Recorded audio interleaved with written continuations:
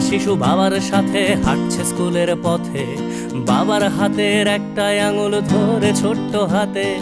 হঠাৎ বিকট শব্দ আর আগুনের ঝলকানি, শিশুটা ভয়ে চিৎকার করে, বাবার চোখে পানি।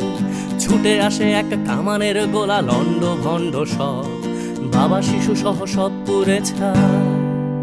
যেন পৃথিবীটাই নীরব, যুদ্ধ বন্ধ হোক, যুদ্ধ বন্ধ হোক, যুদ্ধ বন্ধ হোক, যুদ্ধ বন্ধ হোক, যুদ্ধ বন্ধ হোক, যুদ্ধ বন্ধ হোক, যুদ্ধ বন্ধ হোক, যুদ্ধ বন্ধ হোক।